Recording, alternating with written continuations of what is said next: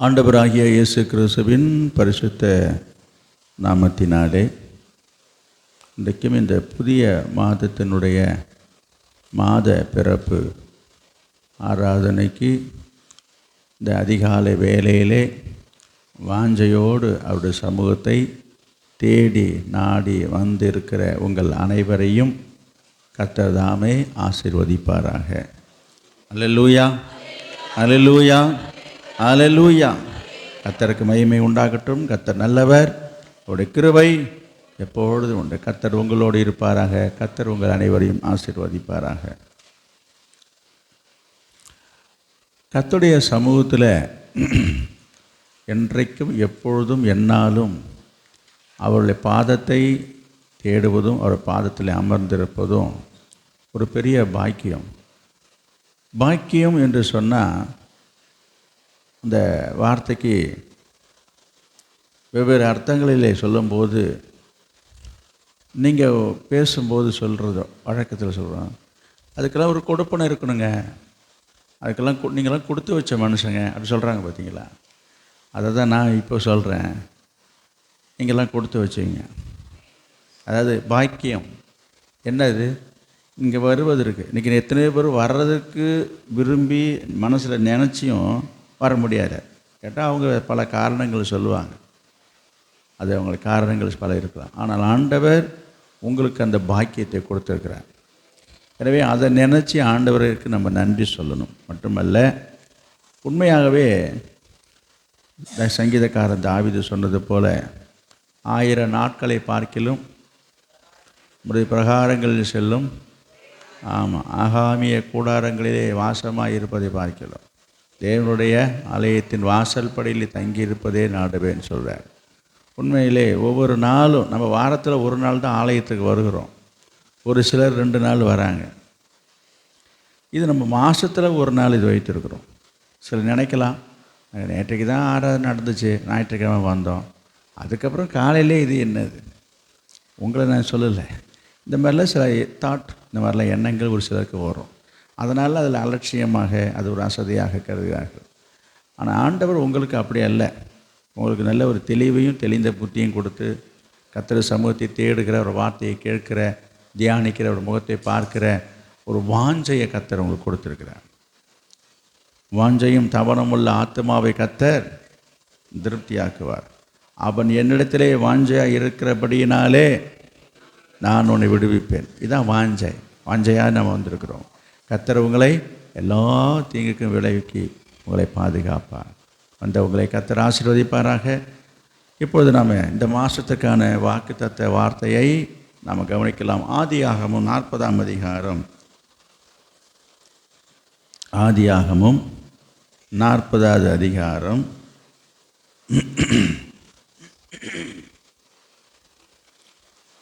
13வது வசனம். 3 நாளைக்குள்ளே பார்வோன் உன் தலையை உயர்த்தி உன்னை மறுபடியும் உன் நிலையிலே நிறுத்துவார். முன்னே அவருக்கு பானம் கொடுத்து வந்த வழக்கத்தின்படி பார்வோனின் பாத்திரத்தை அவர் கையிலே கொடுப்பாய். சரி, கவனிங்க, நான் வாசிக்கிறேன். உன் தலையை உயர்த்தி உன்னை மறுபடியும் உன் நிலையிலே நிறுத்துவார். எல்லாரும் எடுத்து வச்சிருக்கீங்களா பைபிளை? நான் வாசிக்கிறேன் பாருங்கள் திரும்பவும்.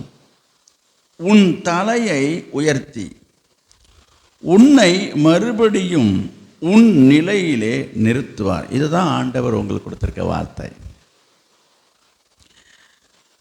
இந்த வாக்குத்தத்தம் என்று சொன்னாலே நிறைய பேருக்கு பொதுவாக, நான் உன்னை வாளாக்காமல் தலையாக்குவேன், கீழாகாமல் மேலாவாய், உன்னை ஆசீர்வதிக்கவே ஆசீர்வதிப்பேன், பயப்படாதே திகையாதே, நான் உன் தேவன், உன் வலது கரத்தை பிடித்திருக்கிறேன், நீ பெருகவே பெருகுவாய். இந்த மாதிரி நிறைய வார்த்தைகள் வாக்குத்தத்தங்கள் பைபிளில் இருக்குது. இதெல்லாம் நம்ம எத்தனை வருஷமாக அதையே பார்த்துட்டு இருக்கிறது. ஏசாயா தீர்க்க தரிசன புத்தகத்தில் பார்த்தீங்கன்னா நிறைய வாக்குத்தத்தங்கள் இருக்குது. இப்படி பழைய ஏற்பாட்டு புத்தகத்தில் நிறைய இடங்களிலே ஆண்டவர் நமக்கு நல்ல வாக்குத்தத்தங்களை கொடுத்திருக்கிறார். உபாகம புத்தகத்தில் கூட இருக்குது வாக்குத்தத்தங்கள், ஆசீர்வாதமான வார்த்தைகள். இதெல்லாம் நம்ம இத்தனை வருஷ காலமாகவே நம்ம அது எல்லாமே படித்தோம், பார்த்தோம், கேட்டோம்.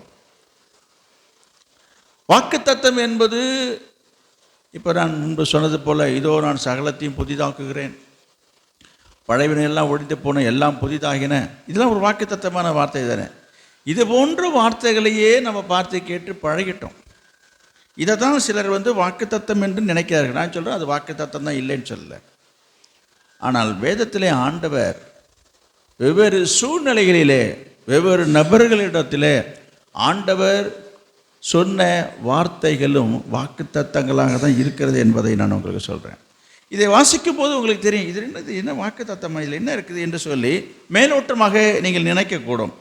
ஏனென்றால் இந்த முழுசாக இந்த வசனத்தை படிக்கும்போது உங்களுக்கு அந்த அளவுக்கு விளங்காது. இது என்ன என்று, இந்த சம்பவம் என்ன என்று சொல்லி பார்க்கும்போது, பார்வோன் ராஜா வாழ்ந்த காலத்திலே பார்வோனுடைய அரண்மனையிலே அவருக்கு பானபாத்திரராக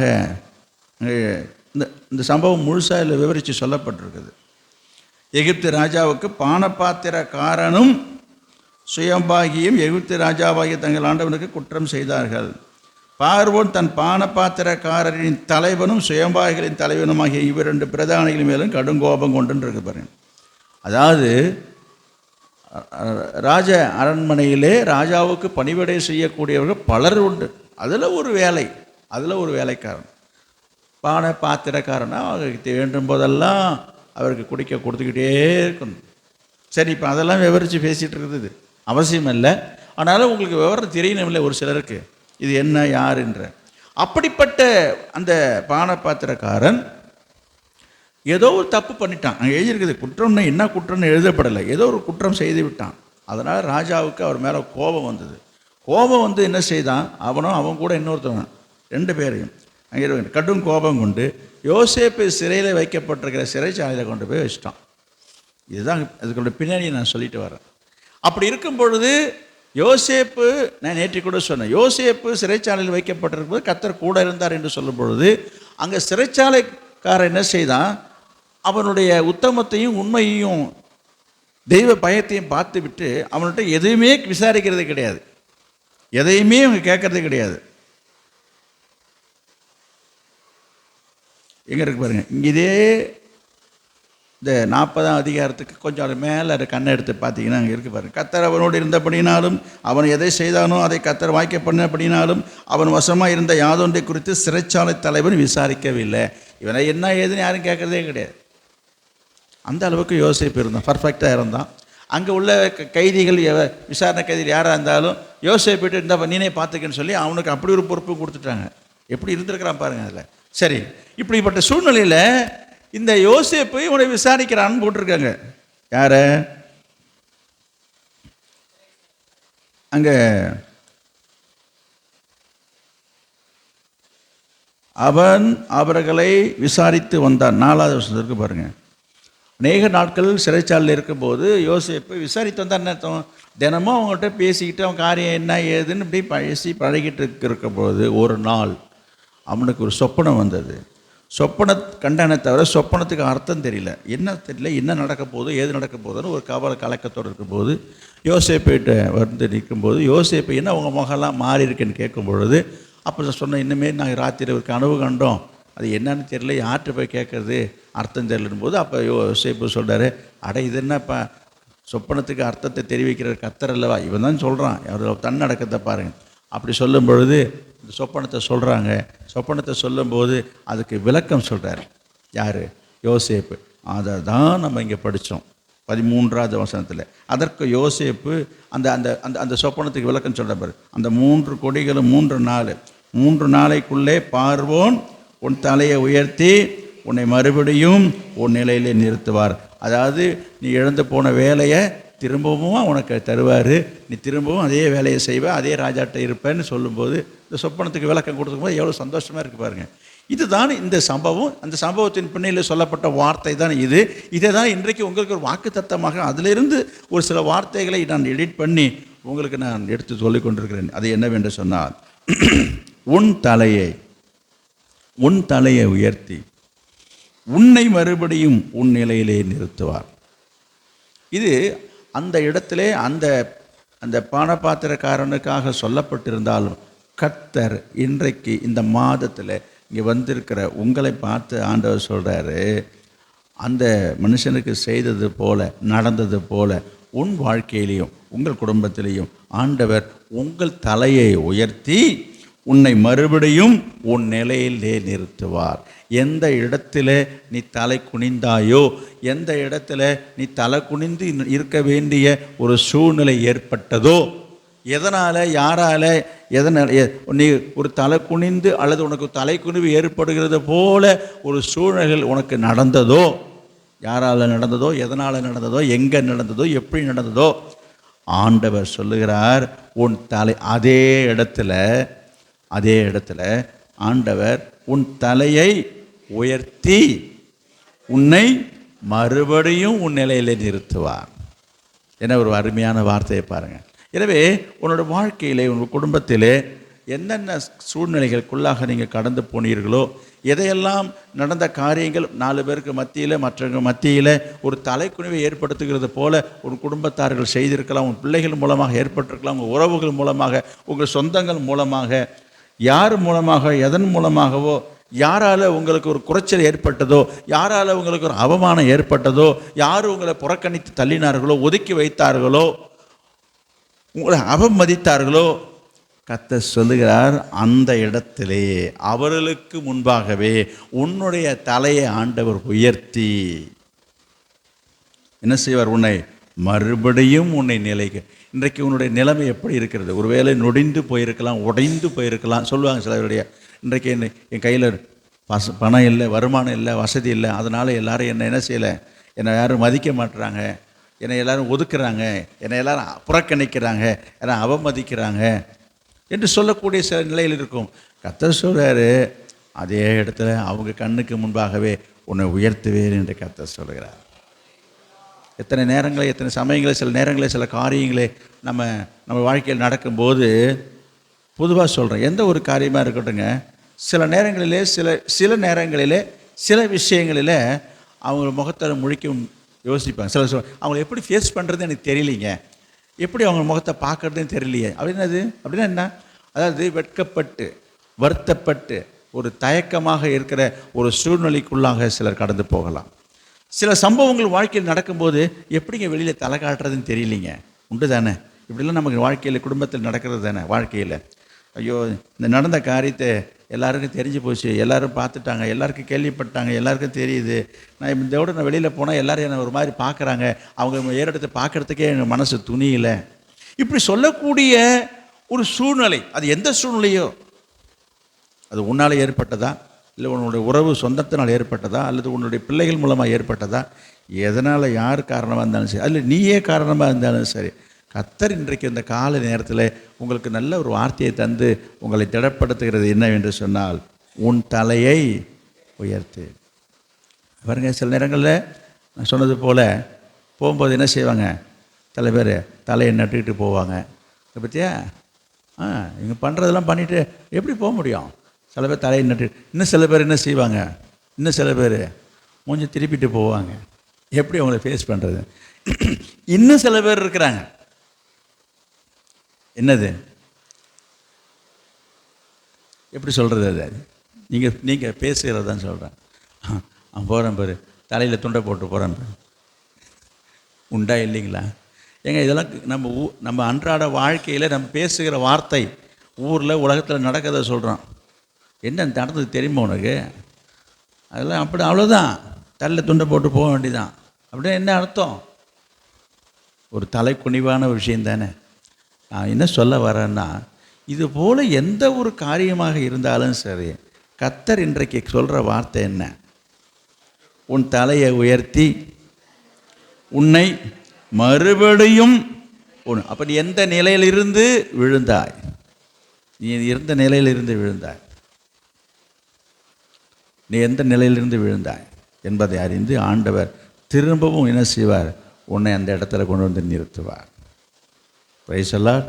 இப்படி சம்பவங்கள், இதுக்கு வேதத்தில் ஆதாரம் இருக்குதா? இது ஒரு வசனம், அது வார்த்தை, நான் பார்த்துட்டோம், முடிஞ்சிச்சு பிரசங்கம். இப்போ இன்னைக்கு இப்படி நடந்திருக்குதா என்பதை நான் 2-3 காரியங்களே இருக்கிற நேரத்துக்குள்ளாக நான் சில சம்பவங்கள் மூலமாக அதை உங்களுக்கு நான் காட்ட விரும்புகிறேன். இதே போல சம்பவங்கள் சில தேவ மனுஷனுடைய வாழ்க்கையிலே நடந்திருக்கிறது. என்ன நடந்திருக்குது என்று பார்க்கலாம். மொத்தம் 3 நபர்களை நான் உங்களுக்கு காண்பிக்க விரும்புகிறேன். முதலாவதாக நான் சொல்ல வருகிற காரியம், இந்த சம்பவம் நடந்ததா என்று சொல்லி பார்ப்பீன்னு சொன்னால் 40ஆம் அதிகாரத்தில் என்னது 20வது வசனத்தை பாருங்க. 20வது வசனம், 3ஆம் நாள் பார்வோனுடைய ஜனன நாளாயிருந்தது. அவன் தன் ஊழியக்காரர் எல்லாருக்கும் விருந்து பண்ணி பானபாத்திரக்காரருடைய தலைவன் தலையையும் சுயம்பாய்களுடைய தலைவன் தலையையும் தன் உத்தியோகஸ்தரின் நடுவே உயர்த்தி பானபாத்திரக்காரனின் தலைவனை பானம் கொடுக்கிற தன் உத்தியோகத்திலே மறுபடியும் வைத்தான். அந்தபடியே அவன் பார்வோனுடைய கையிலே பாத்திரத்தை கொடுத்தான். சுயம்பாவின் சரி, யோசேப்பு அவர்களுக்கு சொன்ன அர்த்தத்தின்படியே சம்பவித்தது. அதுதான் நமக்கு தேவை. கவனிங்க, சொல்ல வந்தது என்னன்னா, அப்போ இது நடந்துச்சு. யோசேப்பு இந்த சொப்பனத்துக்கு அர்த்தம் சொல்கிறாரு, அந்த அர்த்தம் நடந்ததுன்றதையும் நம்ம இங்கே பார்க்குறோம். நான் இன்றைக்கு சொல்கிறேன், ஆண்டவர் இன்றைக்கு உங்களை பார்த்து இந்த வார்த்தையின் மூலமாக உங்களோட பேசி கொண்டிருக்கிறாரு. இதுவும் உங்கள் வாழ்க்கையில் நடக்கும், பலிக்கும், இது நடக்கும், இது நிறைவேறும்.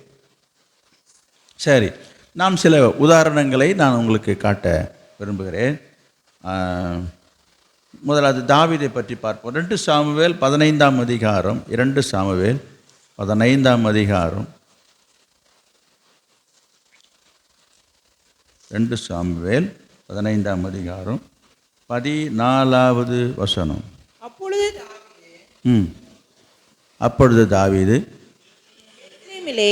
தன்னிடத்தில் உள்ள தன்னுடைய எல்லா ஊழியக்காரரையும் நோக்கி எழுந்து ஓடி போவோம். எழுந்து ஓடி போவோம். யாரு எழுந்து ஓடிடாதீங்க, படிங்க. இல்லாவிட்டால் நாம் அப்சலோமுக்கு தப்ப இடமில்லை. அவன் தீவிரத்து நம்மிடத்தில் வந்து. சரி, போதுங்க, நம்ம கொஞ்சம் சுருக்கி சீக்கிரமா பார்க்கணும். இது தாவீது ராஜாவுடைய மகன் பேர் தான் அப்சலோம். நல்லா கவனிங்க. தன்னுடைய சொந்த மகனை நம்ம திடீர்னு யார்கிட்டையும் சொல்லாமல் அவருடைய ஆட்சியை பிடிக்க வேண்டும் என்பதற்காக, இந்த ராஜ பதவியை பிடிக்க வேண்டும் என்பதற்காக தகப்பனுக்கு தெரியாமல் என்ன பண்ணிட்டான், ஒரு கூட்டத்தை சேர்த்து போய் எக்காலம் ஊதி நான் தான் ராஜான்ட்டான். இந்த செய்தி தாவீதுக்கு வந்து எட்டுது. இங்கே பாரியா, உங்கள் மகன் இந்த மாதிரி ஒரு காரியம் பண்ணுறான்னு சொல்லி இந்த செய்தி கேட்ட உடனே என்ன சொல்கிறாங்க போட்டிருக்கு. அப்பொழுது தாவீது தன்னுடைய எல்லா ஊழியக்காரரை நோக்கி என்ன சொன்னார், எழுந்து ஓடி போவோன்றாரு. யார்? தாவீது சொல்கிறாருங்க. அவன் நிலைமையை நினச்சி பாருங்க. சொல்லி போயிட்டு ஓடியே போயிட்டார். எழுந்து ஓடி போன்னு சொல்லிட்டு ஓடியே போயிட்டார். ஓடி போனவர் என்ன செய்தார் பாருங்க. 15ஆம் அதிகாரம் 30வது வசனத்துக்கு வாங்க. தாவீது தன் முகத்தை மூடி வெறுங்காலால் நடந்து அழுது கொண்டு ஒலிவமலையின் மேலே ஏறி போனான். அவனோடு இருந்த சகல ஜனங்களும் முகத்தை மூடி அழுது கொண்டு ஏறினார். பார்த்தீங்களா, நம்ம இது ஏற்கனவே பார்த்துருக்குறோம், படித்திருக்கிறோம், தெரியும் ஒரு சம்பவம். நான் எங்கே வரேன்றது யோசித்து பாருங்க. அப்புறம் தன்னுடைய சொந்த பிள்ளைனாலே மகனால அவனுக்கு ஒரு தலைக்குடிவு ஏற்பட்டு விட்டது என்று நான் சொல்ல வருகிறேன். எழுந்தான், ஓட வேண்டியதாங்க. எதுக்குங்க, அங்கே என்ன போட்டிருக்குது, தன் முகத்தை மூடிட்டு எதுக்கு போகிறான்னு நான் உங்களுக்கு தான் கேட்குறேன். கொஞ்சம் யோசித்து பாருங்களேன். அப்போ அவனுக்கு ஒரு அவமானமாக இருந்திருக்குது, வெட்கமாக இருந்திருக்கு, வேதனையாக இருந்திருக்கு, வருத்தமாக. நான் இப்போ தானே சொன்னேன், சில நேரங்களிலே நம்ம வாழ்க்கையிலே சில காரியங்கள் நடக்கும்போது தெருவில் நடக்க முடியாமல் என்ன செய்வாங்க சில பேர், அதுதானே சொல்லுவாங்க, தலையில் துண்டை போட்டு போகிறான் பாரு, முக்காடை போட்டு போகிறான் பாரு, யாருக்கும் தெரியாதபடி முகத்தை மறைச்சிக்கிறான் பாரு. உண்டா இல்லைங்களா? இன்றைக்கும் நீங்கள் வேணால் பாருங்கள், ஒரு குற்றவாளியாக இருக்கட்டும், இல்லை வேறு ஏதாவது தவறு செய்தவங்களை பார்த்தீங்கன்னா, நீங்கள் வந்து நியூஸில் நான் பார்த்துருக்குது. நான் இந்த நியூஸ் பார்க்கும்பொழுது பார்த்தீங்கன்னா, போலீஸு சிலர்லாம் பிடிச்சிட்டு போவாங்க. பார்த்தீங்கன்னா அந்த நிருபர்கள்லாம் என்ன செய்வாங்க, ரிப்போர்ட்காரங்களாங்க டக்குன்னு வீடியோ எடுப்போம், ஃபோட்டோ எடுப்போம். நீங்கள் கவனிச்சிருக்கலாம். இங்கே பாருங்கள், மூஞ்சை மறைச்சிப்பான், இப்படி மறைச்சிப்பான். சில பேர் கட்சி வச்சு மறைச்சிக்கிறான். நான் இதுதான் ஏன் வெளில தெரியக்கூடாது, என்ன பிடிச்சிட்டாங்கன்னு வெளில தெரிஞ்சிடக்கூடாது. இப்போ உள்ளதை நான் நடக்கிறத சொல்கிறேன். அப்போ தாவீது என்ன செய்தான் என்று போட்டிருக்குது. இவ்வளோ பெரிய ராஜாங்க. தாவீது என்ன செய்தான், தன் முகத்தை மூடிக்கொண்டு வெறுங்காலால் நடந்து அழுது கொண்டு ஏறி போனான். அவன் கூட இருந்தவங்க எல்லாம் என்ன செய்கிறாங்க, இந்த மாதிரி ராஜாவுக்கு இப்படி நிலைமை இப்படி ஆயிடுச்சு. ரொம்ப வருத்தமான விஷயம் தானே, இது வேதனையான ஒரு விஷயம் தானே. இப்படிப்பட்ட சூழ்நிலையில் என்ன நடந்ததுன்ற உங்களுக்கு தெரியுமா? ஆண்டவர் இந்த வசனத்தின்படி திரும்பவும் என்னது, உன் தலையை உயர்த்தி உன்னை மறுபடியும் உன் நிலையிலே நிறுத்துவார் என்கிற வார்த்தை தாவீதின் வாழ்க்கையிலே நடந்தது. இன்றைக்கி ஒரு சூழ்நிலை ஏற்பட்டு போச்சு. சொந்தம் பெற்ற மகனே என்ன பண்ணிட்டான், விரோதியாக எழும்பிட்டான். தாவீது ஓடுனது உண்மைதான், மறைஞ்சது உண்மைதான், ரொம்ப வேதனைப்பட்டதெல்லாம் உண்மைதான். ஆனால் கால சூழ்நிலைகள் மாறிச்சு. பாருங்கள், 2 சாமுவேல் 19ஆம் அதிகாரம் 10வது வசனம். 2 சாமுவேல் நமக்கு ராஜாவாக அபிஷேகம் பண்ணி வைத்த 10வது வசனம். அப்சலோம் யுத்தத்திலே செத்தான். இப்போதும் ராஜாவை திரும்ப அழைத்து வராமல் நீங்கள் சும்மா இருப்பானேன் என்று சொல்லிக் கொண்டார்கள். அதாவது தன்னுடைய மகனுக்கு பயந்து போய் காட்டிலையும் மலையிலையும் பதுங்கியிருந்த தாவீதை திரும்ப அழைச்சிட்டு வராங்க. அதெல்லாம் ஒரு பெரிய கதை, அதெல்லாம் இப்போ சொல்ல முடியாது. என்ன நடந்ததுன்றதான் உங்களுக்கு தெரியும். தன்னுடைய தகப்பனுக்கு எதிராக விரோதமாக எழும்பினா அவன் அழிஞ்சான். தன்னுடைய மகனே அந்த அப்சலோமே என்ன செய்தான், மரித்து போனால். அப்படி ஒரு நிலைமை ஏற்பட்டதெல்லாம் நான் ஏற்கனவே உங்களுக்கு சொல்லியிருக்கிறேன். அவனுக்கு எதிராக எழும்புறதுனால அவனுடைய விளைவையும் நான் உங்களுக்கு சொல்லியிருக்கிறேன். இப்படி முடிஞ்சு போச்சு கதை. உடனே என்ன செய்கிறாங்க, போய் உங்களை அழைச்சிட்டு வாங்கன்றாங்க. இன்னொரு இடத்துல ஒரு வசனத்தை நான் சொல்கிறேன் பாருங்கள். 2 சாமுவேல் 5ஆம் அதிகாரம் 3வது வசனத்தை பாருங்கள். 2 சாமுவேல் 5ஆம் அதிகாரம் 3வது வசனம்.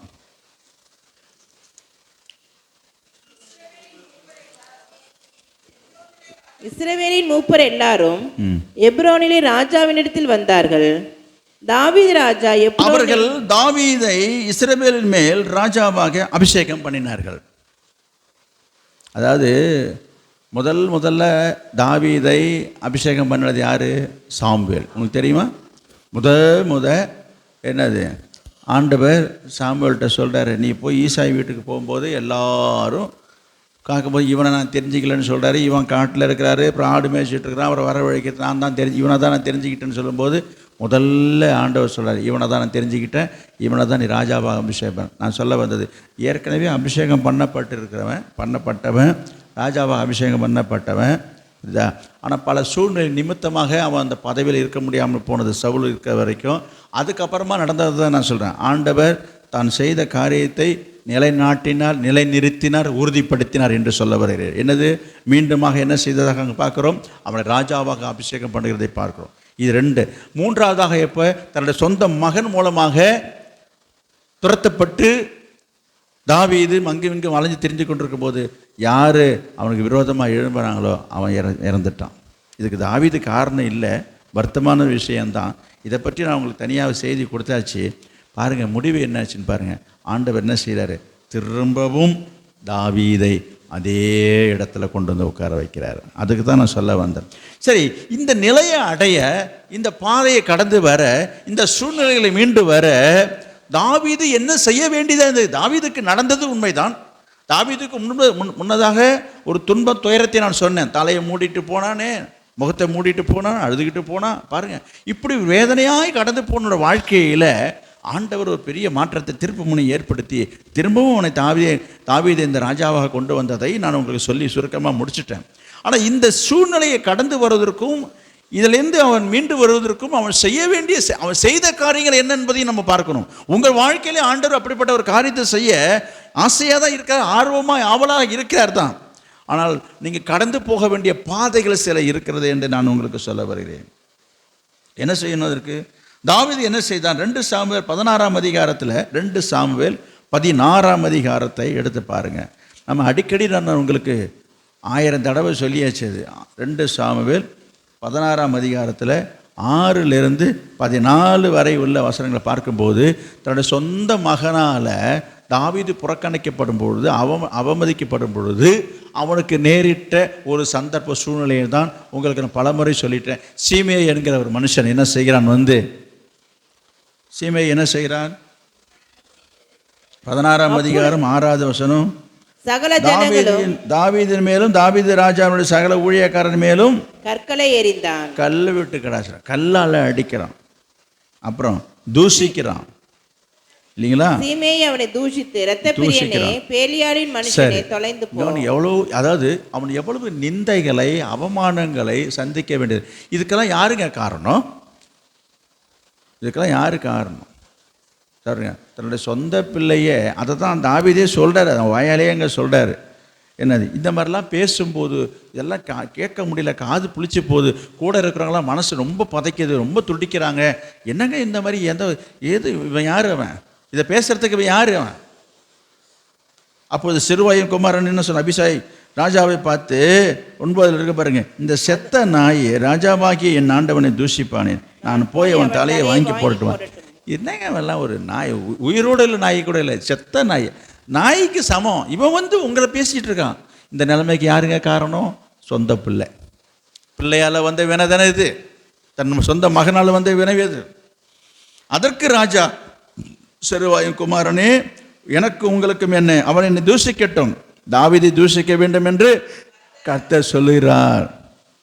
சொல்லிட்டு என்ன சொல்றாரு, 11 இருக்கு பாருங்க, இதோ என் கற்ப பிறப்பான என் குமாரனை என் பிராணனை வாங்க தேடும் பொழுது, இந்த பென்யமீனன் எத்தனை அதிகமாய் செய்வான்.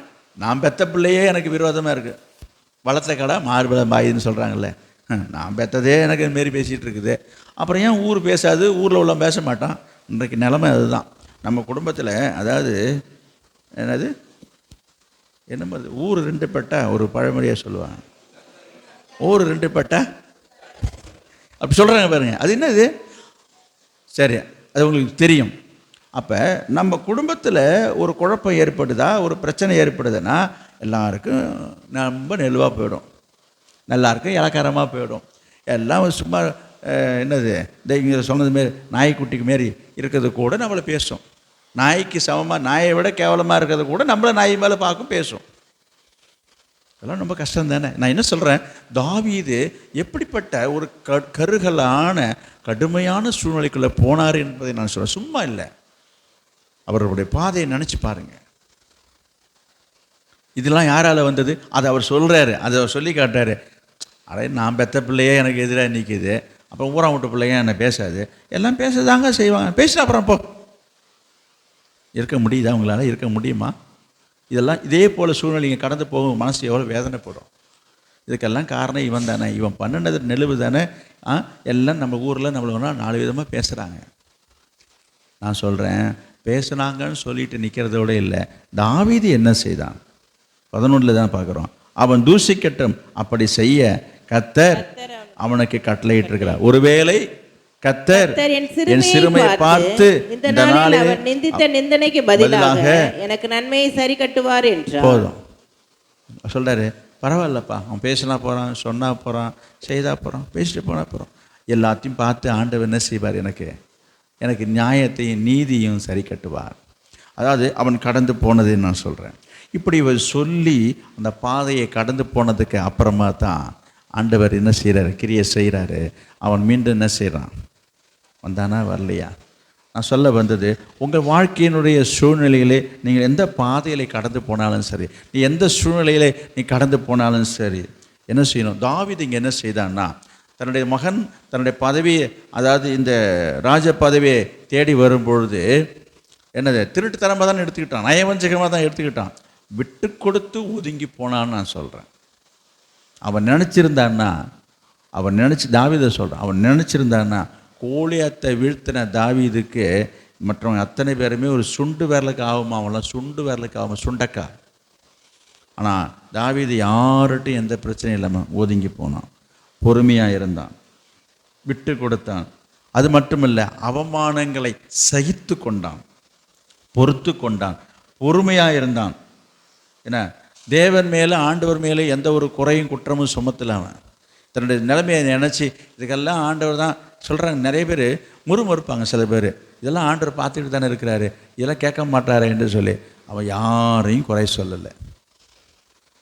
கூட இருக்கிறவங்க அவனை ரொம்ப அதிகமாக இந்த விஷயங்களை அவங்க ரொம்ப அவனை இன்டியூஸ் பண்ணும் பொழுது அதுக்கு அவன் அடிப்பணியவே இல்லை, பொறுமையாக இருந்தான். காரியத்தை சாதித்தான். கர்த்தர் என்ன செய்தார்? சூழ்நிலைகளை மாற செய்தார். நான் உங்களுக்கு சொல்கிறேன், உங்கள் வாழ்க்கையில் இதே போல் ஒரு சூழ்நிலைக்குள்ளே நீங்கள் கடந்து போயிட்டுருக்கீங்கன்னு சொன்னால் உங்களுக்கும் திரும்பவும் ஆனால் நீங்கள் ஒரு காரியத்தை செய்ய முக்கியமானது ஒரு காரியம் என்னென்னா, தாவீதை போல் என்ன செய்யணும்? பொறுமையாக இருக்கணும், அமைதியாக இருக்கணும், விட்டு கொடுக்கணும், எல்லாவற்றையும் சகிக்கணும். ஆண்டவர் விட்ட வழிக்கு நம்மளை ஒப்பு கொடுத்துட்டு நீ கம்முன்னு இருந்தீங்கன்னா கர்த்தர் என்ன செய்வார்? மீண்டும் கர்த்தர் உங்களை என்ன செய்வார்? உன் தலையை உயர்த்தி உன்னை மறுபடியும் உன் நிலையிலே நிறுத்துவார். உன் தொழிலிலே, உன் வியாபாரத்தில், சரிங்களா, உன் குடும்ப வாழ்க்கையில். இந்த மாதிரிலாம் எல்லாம் நொடிஞ்சு போச்சுங்க. ரொம்ப ஓஹோன்னு இருந்தாங்க. இப்போ என்னதாங்க பண்ணுறது? ரொம்ப பிரச்சனை இருக்கிறாங்க. கர்த்தர் சொல்கிறாரு, உன் தலையை உயர்த்தி உன்னை மறுபடியும் உன் நிலையில் நிறுத்துவேன். நல்லா என்னங்க ஜெயிச்சேன்னு ஒரே கூட்டங்க, எப்போ பார்த்தாலும் எனக்கு கொடுத்து மாளாதுங்க, அப்படிலாம் இருந்ததுங்க. ஒருத்தரும் கூட நம்ம திரும்பி பார்க்க மாட்றாங்க. எல்லாம் என்னை அப்படியே ஒதுக்கிட்டாங்க. கவலைப்படாதீங்க, கர்த்தர் கருத்தில் ஒப்பு கொடுங்க, கர்த்தர் கருத்தில் காத்துருங்க. காலம் மாறும், சூழ்நிலை மாறும். கர்த்தர் திரும்பவும் என்ன செய்வார்? உன்னை திரும்பவும் உன் தலையை உயர்த்தி உன்னை மறுபடியும் உன் நிலையில் முன்ன இருந்தது போலவே உன்னை உயர்ந்த இடத்துல ஆண்டு வைப்பேன் என்று கர்த்தர் சொல்கிறார். இரண்டாவதாக ஒரு காரியத்தை நான் சொல்லி நான் சீக்கிரம் முடிக்கணுமே. அடுத்ததாக ஒரு உதாரணம் வேதத்திலிருந்து யோபின் புத்தகத்தை எடுத்துக்கொள்ளுங்கள். யோபு அவருடைய வாழ்க்கையில் நடந்ததை பார்க்கலாம். யோபு முதல் அதிகாரம் முதல் வசனத்தை பாருங்க. முதல் அதிகாரம் யோபு முதல் அதிகாரம் முதல் வசனம். தேசத்திலே யோபு எனும் பேர் கொண்ட ஒரு மனுஷன் இருந்தான். அந்த மனுஷன் உத்தமனும் சன்மார்க்கனும் தேவனுக்கு பயந்து பொல்லாப்புக்கு விலகிறவனுமாயிருந்தான். 1, 2, 3. அவனுக்கு 7 குமாரரும் 3 குமாரத்திகளும் பிறந்தார்கள். அவனுக்கு 7000 ஆடுகளும் 3000 ஒட்டகங்களும் 500 ஏர் மாடுகளும் 500 கழுதைகளும் ஆகிய மிருக ஜீவன்கள் இருந்ததுமன்றி திரளான பணிவிடைக்காரரும் இருந்தார்கள். அதனால் அந்த மனுஷன் கிழக்கத்திய புத்திரர்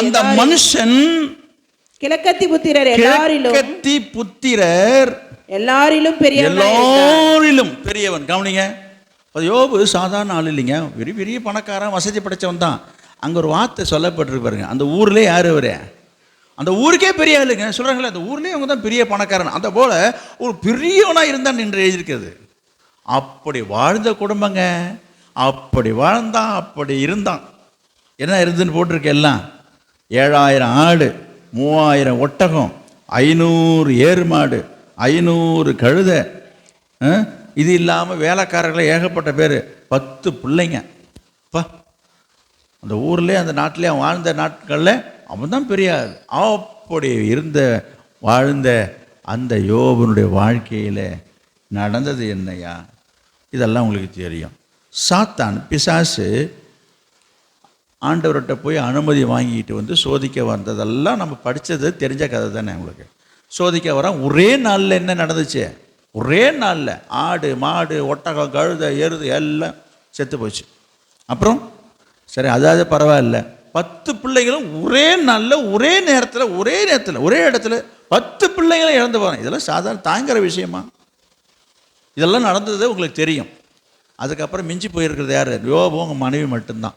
சரி, அவங்கள மிஞ்சி போயிருக்கிறான், அவனாவது நல்லா இருந்தானே. திரும்பியும் சாத்தான் வந்து அவனை சோதிக்கும் போது அவன் உடம்பெல்லாம் என்னது? கொடிய பருக்கள் வந்து ஓட்டை எடுத்துகிட்டு சொரிஞ்சிட்டு இருக்கிறான். கையால் சொரிஞ்சி மாரில் போட்டுருக்கு. ஓட்டை எடுத்துகிட்டு மேலே சுரண்டிட்டு உட்காந்துருக்கான். அந்த அளவுக்கு அவனுக்கு என்னது? ஒரு சரீரத்தில் தோலில் ஒரு பயங்கரமான ஒரு வேதனை. இந்த மாதிரி ஒரு சூழ்நிலையில் இருக்கும்போது மனைவி சொன்னதை நான் சொல்லட்டேன், அவன் மூலமாக பிரச்சனை. இப்படியெல்லாம் அந்த பாதையை கடந்து போனதை நான் உங்களுக்கு சொல்கிறேன். இப்படிப்பட்ட பாதையை கடந்து போகும்போது யோபுவின் வாழ்க்கையில் நடந்ததை 1, 2 அங்கும் இங்குமாக, அது 42 அதிகாரம் இருக்குங்க, எல்லாத்தையுமே சொல்ல முடியும். நான் ஒரு சில டிப்ஸ் உங்களுக்கு நான் கொடுக்குறேன் பாருங்கள். என்ன நடந்தது? 16ஆம் அதிகாரம் 6வது வசனம். 16 யோபு 16:6. நான் பேசினாலும் என் துக்கம் மாறாது, நான் பேசாமல் இருந்தாலும் எனக்கு என்ன ஆறுதல். அவன் பட்ட கஷ்டத்துக்கு நான் சொல்றேன். அவன் பட்ட பாடு வேதனை, அவன் மனசு வேதனையினுடைய வார்த்தை தான் உங்களுக்கு எடுத்து காட்டுறேன். என்னது? நான் பேசினாலும் என் துக்கம் ஆறாது, நான் பேசாமல் இருந்தாலும் எனக்கு என்ன ஆறுதல். அப்போ எவ்வளவு ஒரு வேதனைக்குள்ள அவன் கடந்து போயிருக்கிறான். அப்படி இருக்கும் பொழுது 12வது வசனம் பாருங்க. நான் சுகமாய் வாழ்ந்திருந்தேன். அவர் என்னை நறுக்கி என் பிடரியை பிடித்து என்னை நொறுக்கி என்னை தமக்கு லக்காக நிறுத்தினார். அதாவது உண்மையாகவே அவன் நல்ல சுகமாக நல்ல சௌக்கியமாக வசதியாக வாழ்ந்துட்டு இருந்தவன். அவன் நிலைமை இன்னைக்கு என்னாச்சு? சாம்பலில் உட்காந்துருக்கிறான். 19ஆம் அதிகாரம் 9வது வசனம். 19ஆம் அதிகாரம் 9வது வசனம். என்னிலிருந்த என் மகிமையை அவர் உரிந்து கொண்டு என் சிரசின் கிரீடத்தை எடுத்து போட்டா. என் சிரசின் கிரீடத்தை ஆண்டவர் எடுத்து போட்டுட்டாரியா? அடுத்தது 14வது வசனம். 14. என் பந்து ஜனங்கள் விலகி போனார்கள், என் சிநேகிதர் என்னை மறந்து விட்டார்கள். ஆமா, இந்த எந்த ஊர்லேயும் சொல்கிறேன், எந்த சொந்தமாக இருக்கட்டுங்க, எல்லாம் பணம் காசு இருக்கிற வரை தான் சொந்தம்லாம் நம்மளை சுற்றிட்டு இருக்கோம்.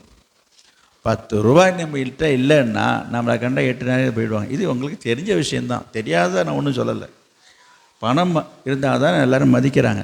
பணம் இருந்தால் தான் 4 பேர் உன்னை தேடியும் வருவாங்க. உன்கிட்ட வசதி இருந்தால் தான், இல்லையா? இப்படி இருக்கும் பொழுது யோபுடைய நிலைமையை பற்றி நான் ஏற்கனவே சொல்லிட்டேன். அவ்வளோ பெரியவனாக பழசையாக வாழ்ந்தவன். இன்றைக்கி அவன் நிலைமை என்ன ஆச்சுங்க? 14. என் பந்து ஜனங்கள் எல்லாம் விலகிட்டான். இவன் நம்மள்ட்ட கடன் கேட்டால் என்ன பண்ணுறதுன்னு எல்லாம் விலகி போயிட்டாங்க. என் சிநேகிதர் என்னை மறந்து விட்டார். ஐயோ, அவனுக்கு எத்தனை பேருக்கு விடிஞ்செழுந்து பொழுது போனால் ஒரு பெரிய கூட்டமே உட்காந்துருக்குங்க. டீ என்ன, காஃபி என்ன, வடை என்ன, போண்டா என்ன, அடாடாடாடா. இன்றைக்கி நீங்கள் அந்த மாதிரி செய்துட்டு இருக்குன்னு வச்சிங்க. இப்போ உங்களை சுற்றி ஒரு கூட்டம் இருந்துக்கிட்டே இருக்கும். என்ன மாப்பிள்ளை, என்னென்னமோ அதுக்கு பேர் சொல்லி கூப்பிட்டுறாங்க. என்னமோ குறவுலாம் கொண்டாடிட்டு நிற்பாங்க வந்து. ஏன்னா சாயந்தரம் ஆன உடனே அப்புறம் பாட்டில் இது அது வேறு விஷயம். உங்களுக்கு இந்த உதாரணத்தை நான் சொல்ல முடியாது, உலகத்தில் நடக்கிறத சொல்கிறேன். அவங்க கூட போனாக்கா இதெல்லாம் எனக்கு சகலமும் கிடைக்கும்போது ஒரு கூட்டம் சுற்றிக்கிட்டே நிற்கும். போனால் டீ வாங்கி கொடுப்பாரு, வடை வாங்கி கொடுப்பாரு, எல்லாம் குறைக்கணும் போது யோசிச்சு பாருங்கள். இன்றைக்கி நம்ம சிங்கிள் டீக்கு நீங்கள் லாட்டி அடிக்கிறேன்னா நைஸாக கொண்டுகள்ட்டு எல்லாம் விதைக்கி போடுவாங்க. இதெல்லாம் தெரிஞ்ச விஷயந்தான். இங்கே வரேன், நான் சொல்ல வரேன்னா, என் சிநேகிதர் என்னை மறந்து விட்டார்கள். அப்போ அவங்க நிறைய ஃப்ரெண்ட்ஸ் இருந்தாங்க.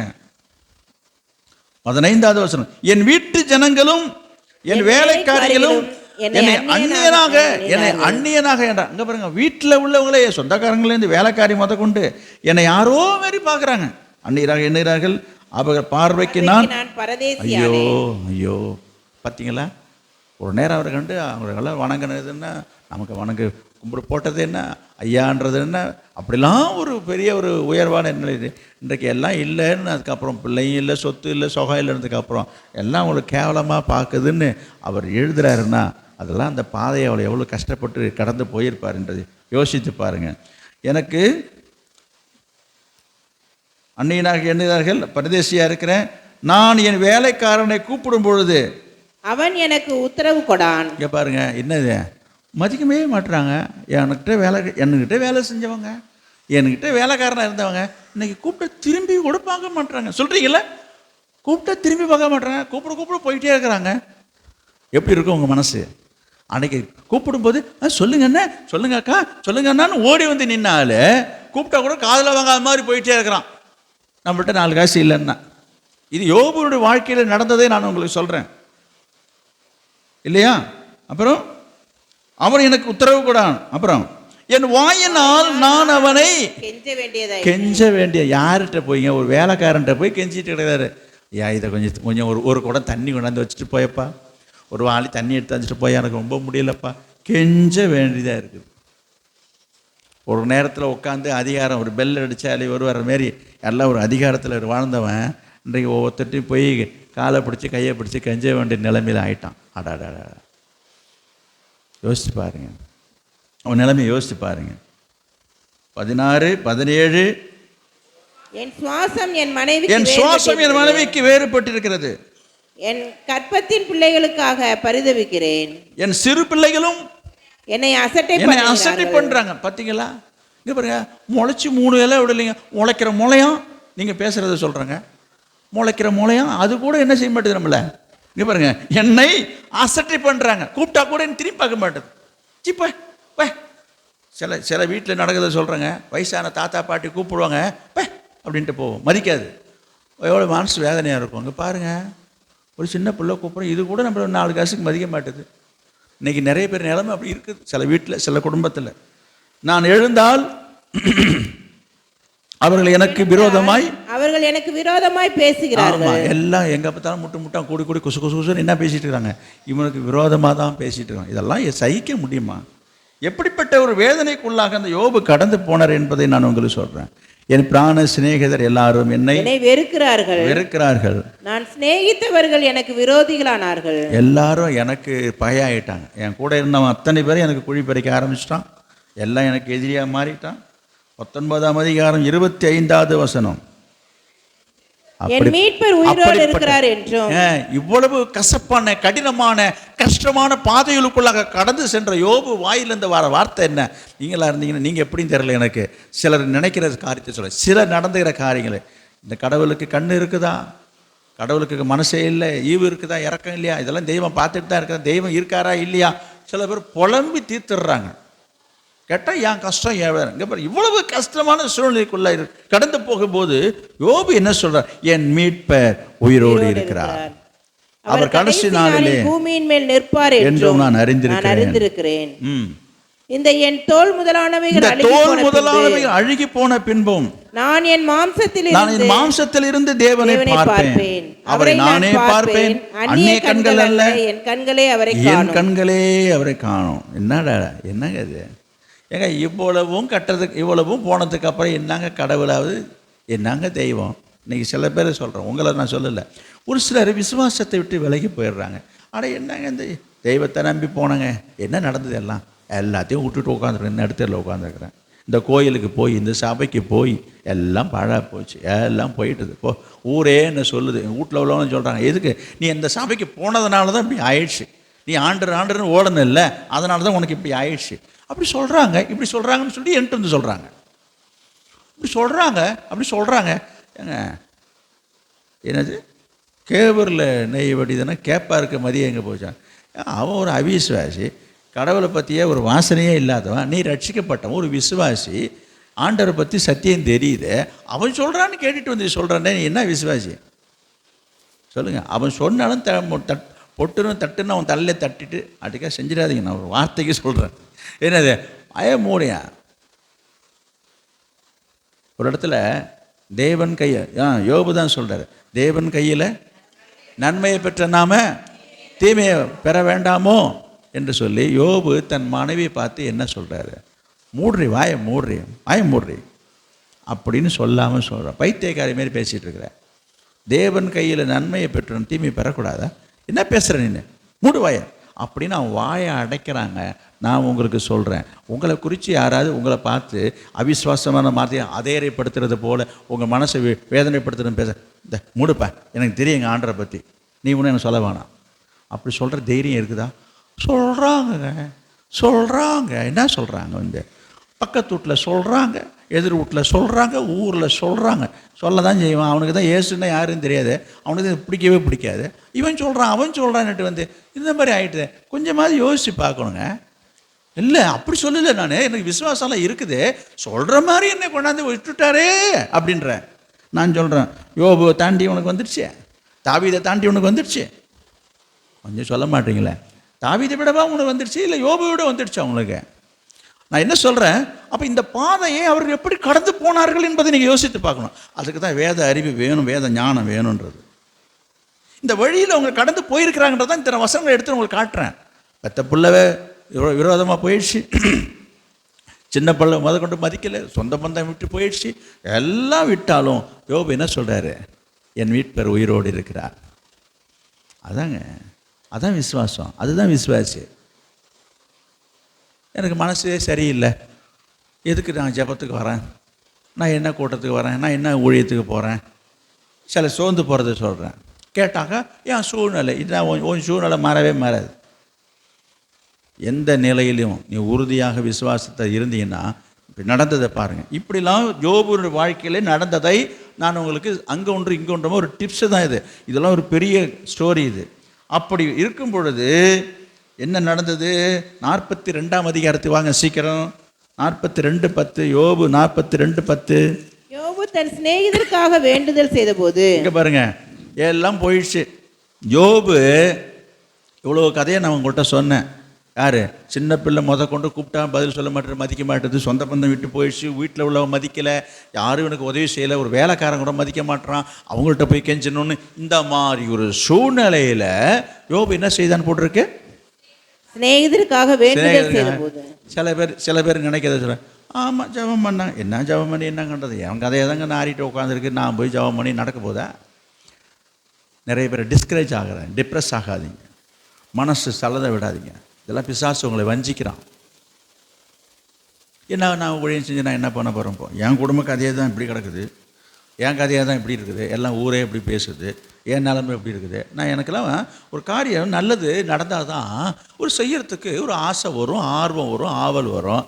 என் காரியம் இப்படி கிடக்குது, நீ ஊழியம் செய்யலாம் செஞ்ச ஊழியெல்லாம் செஞ்சு என்னத்தை கண்டோம், நம்ம என்ன சுகத்தை கண்டோம், என்ன பலனை கண்டோம்? நான் அப்படிலாம் உழைச்சி என்னங்க இது மாடா உழைச்சி ஓடா தெரிஞ்சேன்னா ஏதோ ஒன்று இந்த மாதிரிலாம் நான் பட்டேன், கஷ்டப்பட்டேன், அப்படிப்பட்டேன், எப்படிப்பட்டேன், என்ன நடந்தது?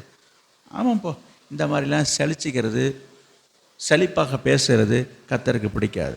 நான் இருக்கிறத தானே சொல்கிறேன். நான் சொல்கிறேன் யோபை விடவா? அப்போ யோபுக்கு எல்லாம் நடந்தது, என்ன செய்தான் அவன்? என்னங்க செய்தான்?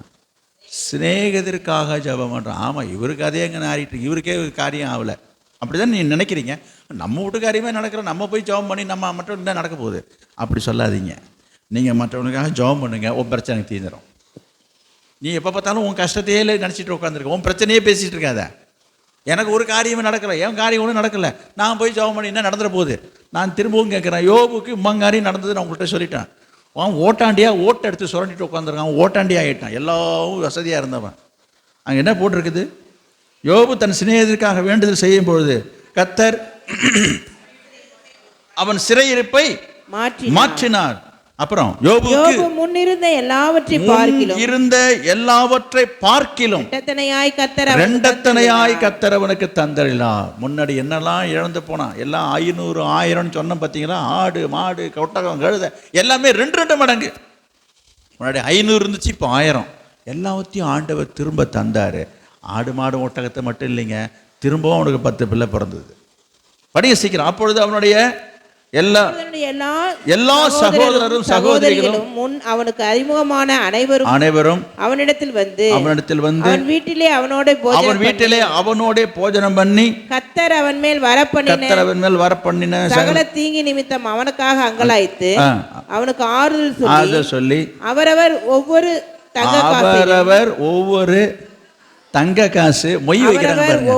ஒவ்வொரு பொண்ணு ஆபரணத்தையும் ஒவ்வொரு தங்க காசையும் அவரவர் ஒவ்வொரு பொண்ணு ஆபரணையும் அவனுக்கு கொடுத்தார். 10 பைசாக்கு சிங்க டீக்கு லாய்ட் அடிச்சுட்டு உட்காந்தான் யோபு. முன்னாடியே சொன்னேன், கெஞ்சறான், ஒருத்தன் திரும்பி பார்க்க மாட்டான், யாரும் என்னங்கலை ஏதுங்கலை, எல்லாரும் என்ன பகைச்சாங்கன்னு. இப்போ ஏதாவது சொந்தம்லாம் தேடி வந்துருச்சு பார்த்தீங்களா? அவன் அக்கா தங்கச்சி அண்ணன் தம்பி எல்லாம் வந்து வீட்டில் விருந்து நடக்குது, சாப்பிட்றாங்களாம். அதோடு இல்லை, எப்படி என்னது என்ன தங்க காசு. ஆமாம், பட்டம் கட்டுறது அது தங்க காசு மொய் வைக்கிறாங்க, இல்லை நகையா பொண்ணா வந்து வைக்கிது பாருங்க. அடா என்ன ஒரு மாற்றம். நான் இந்த வார்த்தைக்கு வருகிறேன். என்னது? உன் தலையை உயர்த்தி உன்னை மறுபடியும் உன் நிலையிலே நிறுத்துவேன் என்று கர்த்தர் சொன்னார் இல்லையா? இந்த வார்த்தை யோபின் வாழ்க்கையிலே நடந்ததா நடக்கலையா? அதை தான் நான் சொன்னேன். தாவீது வாழ்க்கை நடந்தது, யோபின் வாழ்க்கை நடந்ததை நான் உங்களுக்கு சுட்டி காட்டுகிறேன். ஆனால் ஒன்றுங்க, இதை படிக்கும்போது கேட்கும்போது ரொம்ப சந்தோஷமாக தான் இருக்குது. ஆனால் அந்த பாதையில் அந்த வழியில் கடந்து போகும்போது அந்த வழி தெரியும். எது? நீங்கள் வெறுமனையே உட்காந்துட்டு புலம்பிட்டு உட்காந்தா ஒன்றும் நடக்காது. நான் திரும்பியும் சொல்கிறேன், இந்த நிலைமை உங்களுக்கு இருக்கலாம், ஆனால் அந்த நிலைமையை நீங்கள் எப்படி சந்திக்கணும், அதை எப்படி சகிக்கணும், அது எப்படி கடந்து போகணுன்றதை நிறைய பேர் கோட்டை விட்டுடுறாங்க. அதுதான் ரொம்ப முக்கியம். நீ முறுமுறுத்துட்டு குறை சொல்லிட்டு ஆண்டவரை தூஷிச்சுட்டு நீ உட்காந்தீங்கன்னா ஒன்றும் நடக்காது. கர்த்தருக்கு விரோதமாக நீ பேசி கொண்டிருப்பாய், ஆனால் உன் மனதில் எண்ணி கொண்டிருப்பாயா, நீ புலம்பல் பாடிக்கொண்டிருப்பாய் என்று சொன்னால், நீ ஒப்பாரி வைத்து கொண்டிருப்பாய், உன் நிலைமை அப்படியே தான் இருக்கும். என்னையா செய்யணும்? யோபு போல் என்ன செய்யணும்? என் மீட்பர் உயிரோடு இருக்க, என் ஆண்டவர் உயிரோடு இருக்க, அவர் செய்வார். உன் வாயை மூடிட்டு உன் வேலையை பார்த்துட்டு போ. எனக்கு தெரியும், எங்கள் ஆண்டவர், என் குடும்பம், என் விஷயம் எனக்கு தெரியும், எப்போ எது நடக்குன்றது எனக்கு தெரியும், உன் வேலையை பாரு. அதை சொல்கிறதுக்கு இல்லை, இதை தூக்கிட்டு உடையிற வேண்டியது. இங்கேருந்து என்ன சொல்கிறாங்க அவங்க? அதை சொல்கிறாங்க. ஏன் உனக்கு இப்படி நடக்குது, ஏன் உனக்கு அப்படி இருக்குது, இந்த மாதிரி கேட்கறது தாங்க எனக்கு கஷ்டமாக. நான் சொன்ன கேட்கக்கூடாதுன்னு நீ சொல்ல முடியுமா? கேட்டால் இந்த காதை பொத்திட்டு போ, கேட்டாங்க, நான் அந்த காதை பொத்திட்டு போ, இந்த கால் வாங்கி அந்த காலை விட்டுட்டு போ, உனக்கு துணிச்சல் இருந்தால் தைரியம் இருந்தால் யோபு சொன்னது மாதிரி தாவீது சொன்னது மாதிரி சொல்லு. தாவீது என்ன சொன்னான்? அட என்னப்பா என் கற்ப பிறப்பான என் பிள்ளையே பேசிகிட்டு இருக்கிறான், இவெல்லாம் பேசுறதுல போயேன் அப்படின்ட்டு அழைச்சவன் தூக்கி போட்டு போகிறான். அதை தூக்கி மூட்டை கட்டிட்டு தலையில் சுமந்துட்டு வரீங்க, அதை சொல்கிறாங்க. எதை சொல்கிறாங்கன்னு எல்லாம் சொல்லுவாங்க தான். ஏன் இப்படி தான் நடக்குது? அதை தான் நான் திரும்பியும் சொல்கிறேன். திரும்பவும் உன் தலையை உயர்த்தி உன்னை மறுபடியும் உன்னிலை நடத்துவார். அப்போ யோபுக்கு ஏன் இதில் நடந்தது? யோபுக்கு ஏன் நடந்தது? அவன் யார்? அவன் இத்தனைக்கு எந்த ஒரு தவறும் செய்யலை, பாவம் செய்யலை. அவனை குறித்து ஆண்டவர் சாட்சி கொடுக்குறார். அவன் உத்தமனும் சன்மார்க்கனும் தேவனுக்கு பயப்படணும். அவனை போல பூமியில் அப்பேற்பட்ட ஒரு நல்ல மனுஷனுக்கே ஒரு பிரச்சனை வரும்போது நம்மளை எந்த மூலன்னு கேட்குறேன். அப்போ ஏன் நடந்தது?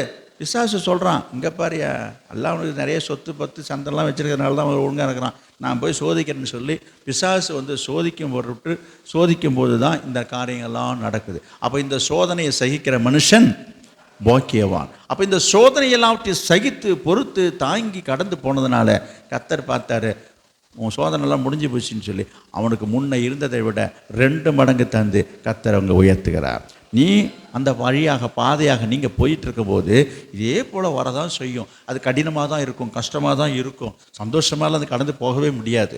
அதுக்கு வேண்டிய பலனை கர்த்தர்ட்ட கேட்டு பெற்றுக்கொள்ளணும், கிருபையை கர்த்தர்ட்ட கேட்கணும். அதற்காக நம்ம தாங்கி சகிச்சு போகக்கூடிய நிலைமையில் இருந்தீங்கன்னா உன் நிலைமை தலைகீழே மாறும்.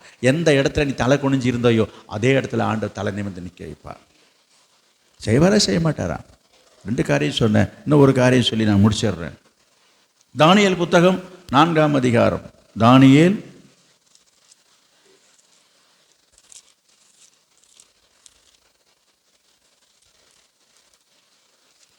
4ஆம் அதிகாரம் 29வது வசனம். உன்னதமானவர் ஆளுகை செய்து தமக்கு சித்தமாயிருக்கிறவனுக்கு அதை கொடுக்கிறார் என்பதை நீர் அறிந்து கொள்ளும் மட்டும் 7 காலங்கள் உம்முடைய பேரில் கடந்து போக வேண்டும். ஏங்க இதுவும் ஒரு பெரிய விஷயம், நேரம் கடந்து விட்டது. இதுலேருந்து நீங்கள் வந்து 37 வசனம் வரைக்கும் படிக்கணுமே, நீங்கள் குறிச்சு கொள்ளுங்க. அதோட குறிப்பை மட்டும் நான் சொல்லிட்டு போகிறேன். பாபிலோன் தேசத்தினுடைய ராஜாவாக இருந்தவர் தான் நேபுகாத் நேச்சார். இது ஒரு சரித்திரபூர்வமாக நடந்த ஒரு உண்மை சம்பவம். இந்த நேபுகாத் நேச்சார் தான் பாபிலோனுடைய தேசத்தில் இன்றைக்கும் உலக அதிசயங்களில் ஒன்றாக சொல்லப்படுகிறது தொங்கு தோட்டத்தை அமைத்தவர். இதெல்லாம் வரலாற்று பூர்வமான நடந்த சம்பவங்கள் எழுதப்பட்டிருக்கிற ஒரு காரியத்தை நான் உங்களுக்கு சொல்லிக் கொடுத்தேன். அந்த நேபுகாத் நேச்சாருடைய வாழ்க்கையிலே நடந்த ஒரு காரியம் என்ன என்று சொல்லி நீங்கள் பார்த்தீங்க சொன்னால் என்ன, 30வது வசனத்தை பாருங்க. இது என் வல்லமையின் பராக்கிரமத்தினால் என் மகிமை பிரதாபத்துக்கென்று ராஜ்யத்துக்கு அரண்மனையாக நான் கட்டின மகா பாபிலோன் அல்லவா என்று சொன்னான். இந்த வார்த்தை ராஜாவின் வாயில் இருக்கும்போதே வானத்திலிருந்து ஒரு சத்தம் உண்டாகி, ராஜாவாகிய நேபுகாத் நேச்சாரே, ராஜ்யபாரம் உன்னை விட்டு நீங்கிற்று. சும்மா ஒரு வாயால சொன்னதுங்க. நீ சொல்றீங்களா, என்னங்க ஒரு பேச்சுக்கு சொன்னங்க அப்படி சொல்றீங்கல்ல. ஐயா, நீ ஒரு பேச்சுக்கு சொன்னாலும் சரி, நீ 2 பேச்சுக்கு சொன்னாலும் சரி, உன் மனசில் வார்த்தை ஒன்று வந்துட்டாலே போதும். ஞாபகம் வச்சிங்க. சில பேர் நினைக்கிறாங்க, நான் ஒரு வார்த்தைக்கு சொன்னேன். சில பேர் இன்னும் தப்பிக்கிறதுக்காக நான் சும்மா சொல்கிறதுன்னு சொல்லிட்டு நான் சும்மா சொன்னேன், நான் விளையாட்டுக்கு சொன்னேன். நீ எந்த காரியத்தை விளையாட்டுக்கு சொல்கிறது? இதை வந்து மாற்றி மழுப்புறது. இது பாருங்க, நீ மனுஷன்கிட்ட வேணால் சமாளித்து நீ மழுப்பு எல்லாம் அதை மாற்றிக்கலாம். இதெல்லாம் வந்து நான் விளையாட்டு சொன்னேன், கர்த்தருக்கு எல்லாம் தெரியும்.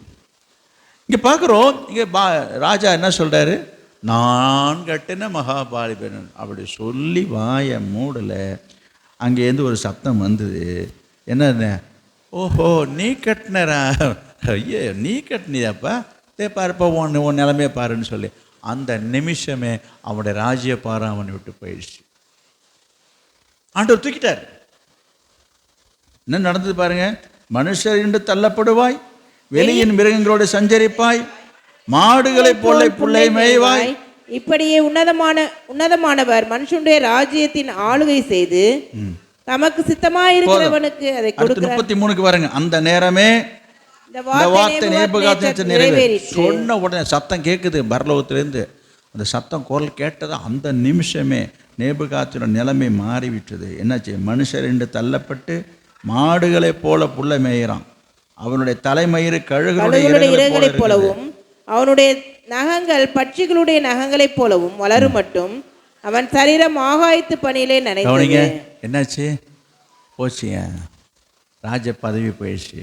திடீர்னு ஆண்டவர் அந்த பதவியிலேருந்து அவனுக்கு தள்ளிட்டார். ஏன் தள்ளினார்? எல்லாம் வாயால் கெட்டு போனதான், வார்த்தையால் வந்தது தான். தெரியுதா உங்களுக்கு? வார்த்தையால் வந்ததுங்க. ஆனால் அந்த பெருமை, நான் சொல்ல வர்றது, ரொம்ப ஜாக்கிரதையாக இருக்கணும். உங்களுடைய சூழ்நிலைகள் எதுவாக இருந்தாலும் சரி, உங்களுடைய நிலைமையை தக்க வைத்து கொள்ள, உன்னுடைய வாழ்வாதாரத்தை, உன்னுடைய வசதிகளை, உன்னுடைய செல்வாக்கை, உன்னுடைய செல்வத்தை, உன்னுடைய சொத்து பந்து எதுவாக இருந்தாலும் கர்த்தர் கொடுத்தது என்பதை மறந்து போகாதீங்க. இன்றைக்கு எல்லாமே நம்ம கர்த்தர்ட்டேருந்து வந்துட்டு, கர்த்தர்ட்டேருந்து வாங்கி, கர்த்தர்ட்டேருந்து வந்ததுன்றதை மறந்துட்டு, இனிமேல் எல்லாம் என்னால் வந்ததுன்ற மாதிரியும், நான் சம்பாதித்தேன், இது என் சொந்த பலனு, என் சொந்த காசு, என் சொந்த உழைப்பில் வந்தது, நான் இயேசுநாதர் கொண்டாந்து என்னைக்கு எங்கே கொடுத்தாரு, இந்த மாதிரிலாம் இடக்கு முடக்காலாம் பேசாதீங்க. நீங்கள் பேசுகிறீங்கன்னு சொல்ல, சிலருடைய மனதில் நினைகள் அப்படி இருக்குது. அவராக கொடுத்தாரு, நான் போய் வேர்வை சிந்தி, நான் ரத்த வேர்வை சிந்தி நான் உழைச்சி சம்பாரித்தேன். எப்போ வந்தார்? நான் எருசலேமிலேருந்து இஸ்ரேலேருந்து வந்து கொடுத்துட்டு போனார் அவர், நோட்டை அடித்து. சும்மா ஏதாவது பேசிகிட்டு இருப்பாங்க. இப்படிலாம் சில பேர் நினைக்கிறாங்கன்னு சொல்கிறேன். உங்களை நான் சொல்லலை. இந்த மாதிரி எண்ணங்கள் உங்களை பாதிக்கக்கூடாது. உங்களை இந்த மாதிரிலாம் இடக்க முடக்கமாக உங்கள்கிட்ட பேசுவார். நான் வேலைக்கு போனேன், என் திறமையை வச்சு, என் அறிவை வச்சு, என்னுடைய புத்திசாலித்தனத்தை வச்சு நான் உழைச்சி, நான் சம்பாதிச்சு, இன்னைக்கு நான் வளர்ந்து நான் பெரிய ஆளாக இருக்கிறேன், தெரியுமா? இந்த மாதிரி நீ நினச்சின்னா அந்த நிமிஷமே போச்சு. நேபுகாத்நேச்சார் என்ன சொன்னார்? நான் தானே கட்டினேன்னு. நான் சொல்கிறேன், நிஜமாக அவர் தான் கட்டினார். என்ன கத்தரை வந்து கட்டினார் சொல்லுங்கள். அவர் என்ன கல் எடுத்து வச்சு, கரணை எடுத்து பிடிச்சி கட்டினார்? இன்றைக்கி சில பேர் அப்படி நினைக்கிறாங்க. நான் சொல்கிறேன், கத்தர் வீட்டை கட்டாராகில் அப்படின்னு போட்டிருக்கு, வசனம் இருக்குது. நீ எத்தனை சித்தாலை வச்சு கட்டு, நீ எத்தனை கொத்தனாரை வச்சு கட்டு, நீ எம்பம்பெரிய ஆளாக இருக்கலாம். கத்தர் வீட்டாய் கட்டாராகில் கட்டுன பிரயாசம் விருதா. அவர் நினச்சார்னா ஒரு நிமிஷத்தில், ஒரு நொடி பொழுதில் எல்லாமே பொடி பொடி ஆகிடும். உண்டா இல்லையா, நடக்குதா இல்லையா? இப்போ பாருங்கள், சமீபத்தில் நீங்கள் பார்த்துருக்கலாம், எங்கேயோ ஒரு இடத்துல நான் பார்த்தேன் யூடியூப்பில், அப்படியே அந்த கட்டடம் அப்படியே சாயுது. புதுசாக கட்டடம் தான். யாராவது நீங்கள் பார்த்துருப்பீங்க. சமீபத்தில் 2-3 மாதத்துக்கு முன்னாடி ஏதோ ஒரு கரை ஓரமாக கட்டியிருக்காங்க. தண்ணி அதிகமாக போய் அப்படியே இழுத்துட்டு வந்து அதை யாரோ ஒருத்தன் வீடியோ எடுத்துருக்குறாங்க. அப்படியே அதை என்ன சொல்லி அழுகுறாங்கன்னா, நான் கடன் வாங்கி கஷ்டப்பட்டு கட்டினேனே, இப்படி ஆயிடுச்சேன்றாங்க. அப்படியே சாஞ்சு போயிடுச்சு. கேள்விப்பட்டிருக்கீங்களா? அதை நான் சொல்கிறது தெரியுமா உங்களுக்கு? எதுக்கு சொல்ல வரேன்? அப்போ என்னது, நீ தான் கட்டின, யாரும் இல்லைன்னா பார்த்து கட்டணும், ரைட்டு, ஒரு நிமிஷத்தில் போயிடுச்சே. அதனால் நம்ம ரொம்ப ஜாக்கிரதையாக இருக்கணும். அதை சொல்ல வந்தது ரொம்ப கவனமாக இருக்கணும். கர்த்தருக்கு பயந்து இருக்கணும்னு நான் சொல்ல வரேன். இன்றைக்கி வாழ்வு வந்துடுச்சுன்றதுக்காக நம்ம பேசக்கூடாது. இன்றைக்கி நம்ம ஒரு நல்ல நிலையில் வந்துட்டுன்றதுக்காக நம்ம பேசக்கூடாது. நீ எந்த நிலையில் இருந்தாலும் சரி, வந்த நிலையை மறந்துடாத அப்படின்னு சொல்லுவோம். அதுபோல் நம்ம அப்படி சொல்லக்கூடாது. நான் அடிக்கடி எல்லா வீட்லேயும் இந்த ஜெபத்துக்கு போகும்போது சொல்கிற ஒரு வார்த்தையை நான் உங்களுக்கு ஞாபகப்படுத்துகிறேன். உபாகமும்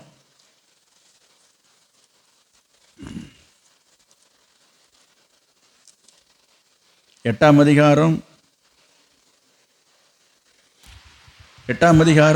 12 உங்களுக்கு தெரியும். நீ புசித்து திருப்தியாக்கி நல்ல வீடுகளை கட்டி அவையில் குடியிருக்கும் பொழுது உன் ஆடு மாடுகள் திரட்சியாகி, உனக்கு எல்லாம் வசதி, காசு, பணம், பண்டம், பொருள், என்னது வெள்ளி, பொண்ணு எல்லாம் உனக்கு பெருகி நல்ல வசதியா பணக்காரனாக நீ இருக்கும் பொழுது உன் இருதயம் மேட்டிமை அடையாமலும் உன்னை அடிமைத்தன வீடாகி எகிப்திலிருந்து புறப்பட பண்ணினவர். மனசுல பெருமை வரத்துக்கு இடம் கொடுத்துறாதப்பா. உன்னுடைய பின்னாட்களில் உனக்கு அது வேண்டாம். 17க்கு வாங்கப்ப. என் சாமர்த்தியமும் என் கைபலனும் இந்த ஐஸ்வரியத்தை எனக்கு சம்பாதித்தது என்று நீ உன் இருதயத்தில் சொல்லிக் கொள்ளாமலும் இருக்க எச்சரிக்கையாயிருந்து. நான் கஷ்டப்பட்டு உழைச்சேங்க. நான் போய் ராத்திரி பழுதெல்லாம் உட்காந்து வேலை செஞ்சேங்க. காலையிலேருந்து ராத்திரி வரைக்கும் நான் உழைச்சேன். என்ன சும்மாவா வண்டி நான் வாங்கியிருக்கிறதெல்லாம்? சும்மாவா? இன்னைக்கு 10 ஏக்கர் நிலம் இருக்கிறேன். என்னங்க சும்மாவா? நான் ஓட்டை எடுத்து நான் தண்ணி இறைச்சேங்க. ராத்திரி பகலாக போய் கண்ணு முழிச்சு போய் தண்ணி பாய்ச்சி நான் கஷ்டப்பட்டு உழைச்சி சம்பாதிச்சிருக்கிறேன். எங்கேருந்து வந்தார் ஆண்டவர்? ஏதோ நான் போய் கோயிலில் போய் வேண்டிக்கிட்டு ஏதோ 5-10 ரூபா ஏதோ உண்டியில் போட்டு வருவேன். ஏதோ ஒரு பார்த்து செய்கிறாருன்னு. எல்லாம் என்னுடையதுங்க, என்னுடையது எல்லாம். ஏன் உழைப்பதில் இருக்கு? No, never. தவறு. நிறைய பேருக்கு அந்த எண்ணங்கள் அப்பப்போ வருது. வரக்கூடாது. தொடர்ந்து படிங்க. என்று உன் இருதயத்தில் சொல்லிக்கொள்ளாமல் இருக்க எச்சரிக்கையாக இருந்து உன் தேவனாகிய கர்த்தரை நினைப்பாயாக.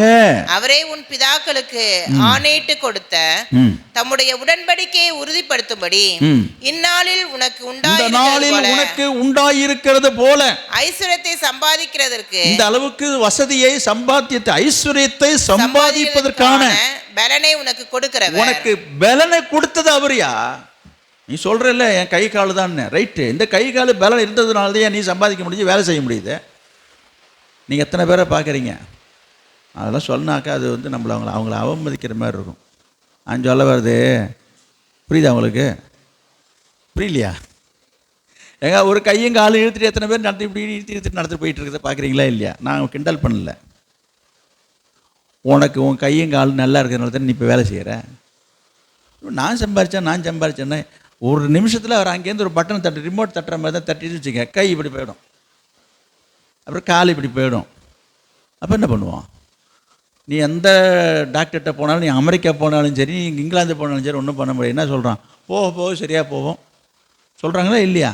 நீ எக்ஸசைஸ் பண்ணிக்க, நீ ஃபிசியோதெரப்பி பண்ணிக்க, நீ இப்படி மடக்கி நீட்டிக்க. சொல்கிறதுக்கு நான் வேடிக்கைக்காக பேசலைங்க. போனோமா ஒரு 4 ஊசியை போட்டோமா, ஒரு 2 நாள் 10 நாள் பெட்ரில் அடிச்சுனாக்கா வந்து என்ன பண்ணோம்? வந்துடணும். அப்படி எங்கெங்கே வராங்க? எத்தனை பேரை நீங்கள் பார்த்துருக்கீங்க இந்த கை கால் இழுத்தவங்கலாம்? கொஞ்சம் கொஞ்சமாக சில பேர் ரெக்கவர் ஆகுறாங்க, சில பேருக்கு அப்படியே இருந்துடுறாங்க. நான் ஏன் இதை சொல்ல வரேன்? நான் அவங்களுக்கு சம்பவிச்சதை நான் சொல்லி காட்ட வரல. அப்போ நம்மளை நினச்சி பார்க்கணும். இன்றைக்கி நமக்கு கை கால் நல்லா இருக்குன்னா இது என்னது? அது அவர் கொடுத்த கிருபை. இது அவர் நம்மளை வாழ வச்சுருக்காருங்க. அதை விட்டுவிட்டு நான் சம்பாதிச்சேன் ஏன் தெம்பு இருக்கு? எங்கே இருக்குது? ஒரு ராத்திரி படுத்து காலையில் எழுத்துட்டு ஒரு கையும் காலை இழுத்துன்னு மேலே முடிஞ்சிச்சு. நீ அப்புறம் உழைக்க முடியுமா? வேலைக்கு போக முடியுமா? என்னங்க இந்த மாதிரிலாம் இந்த கால நேரத்தில் அதே இதெல்லாம் சொல்லி பயமுறுத்திட்டு, நான் உங்களை பயமுறுத்தலையா? வசனத்தை சொல்லிட்டு வரேன்.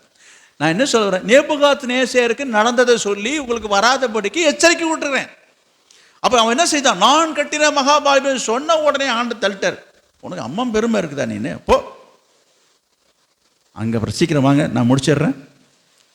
4ஆம் அதிகாரத்தில் அந்த நாட்கள் சென்ற 34 அந்த நாட்கள் சென்ற பின்பு நேபுகாத்நேச்சராகிய நான் என் கண்களை வானத்துக்கு ஏறெடுத்தேன். என் புத்தி எனக்கு திரும்பி வந்தது. என் புத்தி, அங்க கவனிங்க, என் புத்தி எனக்கு திரும்பி வந்து. இப்போதாங்க புத்தி வருது.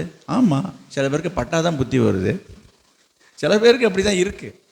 இவருக்கு இப்போதான் புத்தி வருது. எப்போ வந்தது புத்தி? மாடு மேரி போய் புல்ல மேஞ்சிட்டு கிடந்த இருக்குங்க, நிஜமாக நடந்ததுங்க அது. அப்போ தான் வந்து ஐயோ நம்ம இப்படி சொல்லியிருக்க கூடாதுன்னு என்னது, நான் என் கண்களை வானத்துக்கு ஏறெடுத்தேன், என் புத்தி எனக்கு திரும்பி வந்தது. அப்பொழுது நான் உன்னதமானவரை ஸ்தோத்தரித்து என்றென்றைக்கும் ஜீவித்திருக்கிறவரை புகழ்ந்து மகிமைப்படுத்தினேன். அவருடைய கர்த்தத்துவமே நித்திய கர்த்தத்துவம், அவருடைய ராஜ்யமே தலைமுறையா நிற்கும். பூமியின் குடிகள் எல்லாம் ஒன்றுமில்லை என்று எண்ணப்படுகிறார்கள். அவர் தமது சித்தத்தின்படியே வானத்தின் சேனையையும் பூமியின் குடிகளையும் நடத்துகிறார். அவர் தான் எல்லாவற்றையும் ஆளுகிறவர், நடத்துகிறார். அவருடைய கையை தடுத்து அவரை நோக்கி என்ன செய்ய என்று சொல்லத்தக்கவன் ஒருவன். அவரை பார்த்து கேள்வி கேட்கறதுக்கு யாருக்குமே தகுதி கிடையாதுங்க. என்ன செய்றீங்க, என்ன பண்றீங்கன்னு அவரை போய் கேட்பீங்களா? அவருக்கு செய்கிற அவர் கரத்தை போய் உங்களால் தடுக்க முடியுமா? செய்யாதன்னு ஒன்றும் பண்ண முடியாது. ஞாபகம், அவ்வேளையில் என் புத்தி எனக்கு திரும்பி வந்தது. அந்த வார்த்தையை பாருங்க, இப்பதான் புத்தி வருது. புல்ல தினதுக்கு அப்புறமா, வைக்கோல தினதுக்கு அப்புறம், என் ராஜ்ய பாரத்தின் மேன்மைக்காக என் மகிமையும் என் முகக்கலையும் எனக்கு திரும்பி வந்தது. என் மந்திரிமாரும் என் பிரபுக்களும் என்னை தேடி வந்தார்கள். என் ராஜ்யத்திலே நான் ஸ்திரப்படுத்தப்பட்டேன், அதிக மகத்துவம் எனக்கு கிடைத்தது. ஆகையால் நேபுகாத்நேச்சராகிய நான் பரலோகத்தின் ராஜாவை புகழ்ந்து உயர்த்தி மகிமைப்படுத்துகிறேன். அவருடைய கிரியைகள் எல்லாம் சத்தியம். யாருமே பைபிள் எடுத்து படிக்கிற மாதிரி தெரியலையா? நான் படிக்கிறத காதால கேட்டு உட்காங்க. படித்தவங்களை அந்த வசனத்தை எடுத்து பார்த்தா தாங்க உள்ளே போவோம். மனப்படமாக தெரியும் போல் இருக்கு. அடப்பாவே, ஏதோ படிக்கிறாங்க, ஏதோ கேட்குறோம். படிக்கட்டுங்க, நம்ம அதை எடுத்து கண்ணால் பார்த்தா தானே அங்கே உள்ளே போவோம். வசனத்தை புரட்டுறது கிடையாது, பார்க்குறது கிடையாது. இது என்னது கதை கேட்டுட்டு போயிட்டு இருந்தா? நிறைய பேர் தானியேல் புத்தகத்தை படித்தே இருக்க மாட்டீங்க, எங்கன்னு தேடிட்டு உட்காந்துருப்பீங்க. இந்த மாதிரி சந்தர்ப்பத்தில் எடுத்து அந்த வசனத்தை கண்ணால் பார்த்தா தானே ஓ பைபிள் இதெல்லாம் சம்பவம் இருக்குன்றது ஓரளவுக்கு தெரியும். இப்போவும் நீங்கள் இதை பார்க்கலனாக்கா நீ என்னைக்கு பார்க்க போகிறீங்க? என்ன செய்யணும்? ராஜாவை புகழ்ந்து உயர்த்தி மகிமைப்படுத்துகிறேன், அவருடைய கிரியைகள் எல்லாம் சத்தியமும் அவருடைய வழிகள் நியாயமானவைகள். சரி, அகந்தையாய் நடக்கிறவர்களை ரொம்ப முக்கியம் ரொம்ப முக்கியம் ரொம்ப முக்கியம். யாரை தாழ்த்துறாரு? அகந்தையாய் நடக்கிறவர்களை. போதும் போதும், அவராலே ஆகும். நல்ல கவனிங்க. அதனால் மனமேட்டிமை இருக்கக்கூடாது, பெருமைக்கு இடம் தராதிங்க. மனசால வாயால் வார்த்தையால் கூட நீங்கள் சொல்லவும் கூடாது, நினைக்கவும் கூடாது. தேவன் அதுக்கு எதிராக இருக்கிறார். இப்போ அவன் விழுந்து போனதுக்கு காரணம் என்ன? நான் உங்களுக்கு சொல்கிறேன். ஒரு வேளை இது போன்ற ஒரு சிந்தைகள் எண்ணங்கள் மூலமாக உன்னுடைய வாழ்க்கையினுடைய குடும்பத்தினுடைய நிலைமைகளில் நீ புறக்கணிக்கப்பட்டு தள்ளப்பட்டு வீழ்த்தப்பட்டு ஒரு வீழ்ச்சியடைந்த நிலையிலே நீ இருக்கிறாயோ, நீ நேபுகாத்நேச்சாரை போல உங்களுடைய புத்தி உனக்கு திரும்ப வரட்டும். புரியுதா? நீங்கள் உங்களை அனலைஸ் பண்ணி பாருங்கள்.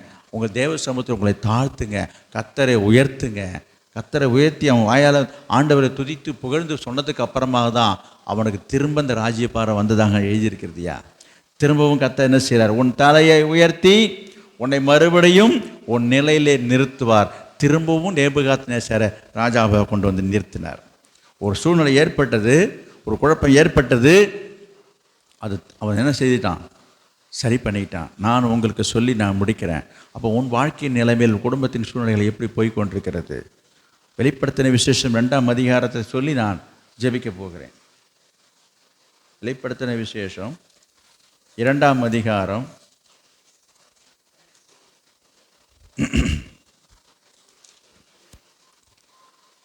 என்னப்பா பண்ணுறேன்? ஸ்பீக்கர் கேட்கலையா? கவனிங்க. 2ஆம் அதிகாரம் 5வது வசனம். ஆகையால் நீ இன்ன நிலைமையிலிருந்து விழுந்தாய் என்பதை நினைத்து, இன்ன நிலைமையில் இருந்து விழுந்தாய் என்பதை நினைத்து மனம் திரும்பி ஆதியில் செய்த ஆதியிலே செய்த கிரியைகளை செய்வாயாக. இல்லாவிட்டால் நான் சீக்கிரமாய் உன்னிடத்தில் வந்து நீ மனம் திரும்பாத பட்சத்தில் உன் விளக்கு தண்டை அதனிடத்தில் நின்று நீக்கி விடுவேன். அதனால நான் இப்ப ரிவர்ஸ்ல படிக்கிறேன். நீ ஆதியில் கொண்டிருந்த அன்பை விட்டாய் என்று உன் பேரில் எனக்கு குறை உண்டுன்றார். அப்ப ஆதியில ஆண்டவர் மேல வைத்திருந்த விசுவாசம் இருக்குதா? ஜெப வாழ்க்கை இருக்குதா? வாஞ்சை இருக்குதா? வைராக்கியம் இருக்குதா? கொஞ்சம் கொஞ்சமாக சில பேருக்கு குறைஞ்சி போயிடுச்சு. கர்த்தர் இந்த காலை வேலையிலே சொல்கிறாரு, நீ எந்த நிலையிலேருந்து விழுந்தேன்னு தெரியாதுப்பா. எதுவாக இருந்தாலும் சரி, ஆதியில் செய்த கிரியைகளை நீ செய், அவருடைய ஊழியத்தை செய். ஜப வாழ்க்கைக்குள்ளே வா. ஊழியத்துலேயும் சரி, ஜபத்துலேயும் சரி, உபவாச ஜபமாக, வாக்குத்தத்த ஜபமாக, ஆராதனையாக, எல்லாவற்றுக்கும் முதலிடம் கொடுத்து முக்கியத்துவம் கொடுத்து கர்த்தரை நீ தேடி வருவாய் என்று சொன்னால் கர்த்தர் என்ன செய்வார்?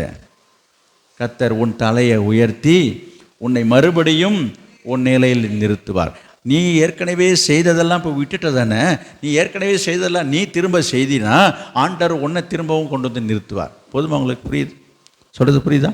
அப்போ திரும்பவும் உன் நிலைமை உயர்த்தப்பட வேண்டும் என்று சொன்னால், நீ மேன்மை அடைய வேண்டும் என்று சொன்னால், நீ ஆரம்பத்தில் செய்து கொண்டிருந்த காரியங்களை விட்டுட்டியே, அதை திரும்ப நீ செய்யின்னு கர்த்தர் சொல்கிறார். இதை செய்தீங்கன்னா கர்த்தர் இந்த வாக்கு தத்தங்கள் உங்கள் வாழ்க்கையிலே நிறைவேறும் வண்ணமாக உங்களை நடத்துவார். கர்த்தர் உங்களை தலையை உயர்த்துவார், உங்களை மீண்டுமாக கொண்டு வந்து அந்த ஸ்தானத்தை நிறுத்துவார். நாம் ஜெபிப்போம்.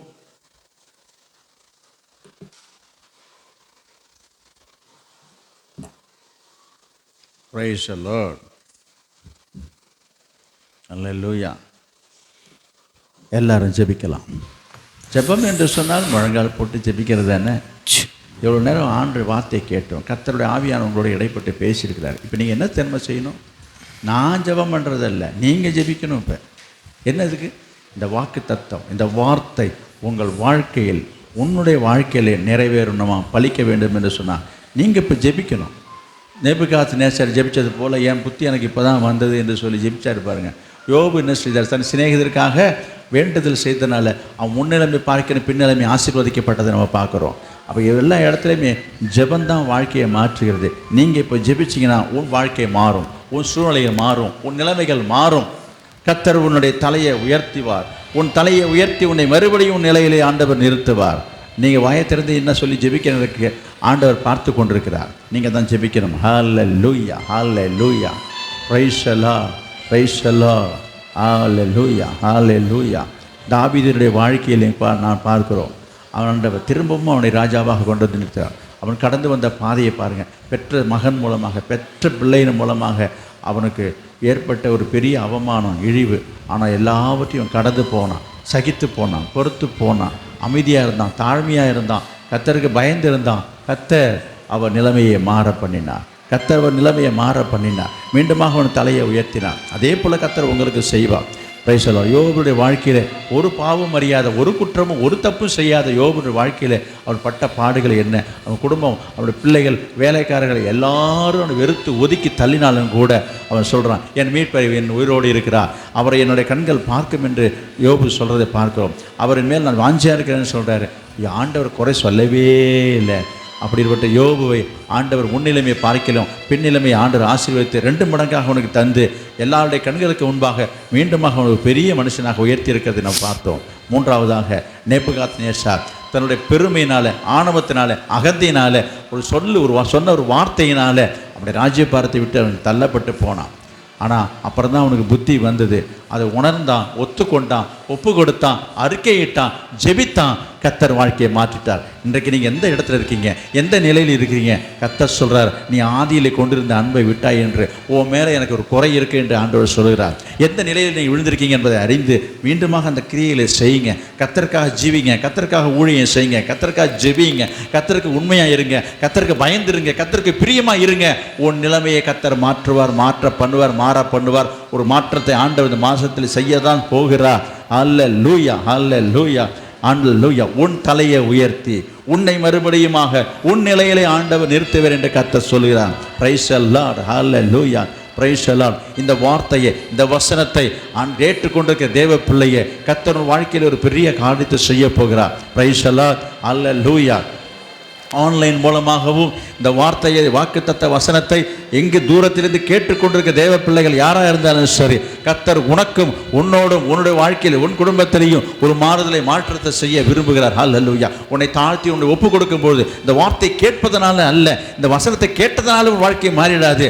அதற்கு ஒரு மனசை ஒப்பு கொடுக்கும் பொழுது, உன்னை விட்டு கொடுக்கும் பொழுது, உன்னை தாழ்த்தும் போது, அர்ப்பணிக்கும் போது கர்த்தர் வாழ்க்கையில் அற்புதத்தை செய்ய போகிறார். ஹல்லேலூயா. கர்த்தர் உன் தலையை உயர்த்த போகிறார். ஹல்லேலூயா, ஹல்லேலூயா. கர்த்தர் உன் தலையை உயர்த்த போகிறார். உன் குடும்பத்தின் நிலைமையை உயர்த்த போகிறார். உன்னுடைய வசதி வாய்ப்புகளை உயர்த்த போகிறார். உன்னுடைய தொழிலிலே, உன்னுடைய வியாபாரத்திலே ஆண்டவர் உன்னை திரும்பமாக உன்னை உயர்த்தி உன்னை ஆசீர்வதிப்பார் என்று கர்த்தர் சொல்கிறார். ஆமென், ஹல்லேலூயா. மறுபடியும் உன்னை அந்த நிலையிலே கொண்டு வந்து நிறுத்துவேன் என்று கர்த்தர் சொல்கிறார். ஆலமே ஹர்ரபர ஷகலதுரா கரபர லிபாலாதாராதி சந்தனமலாதிரா கரபரபர.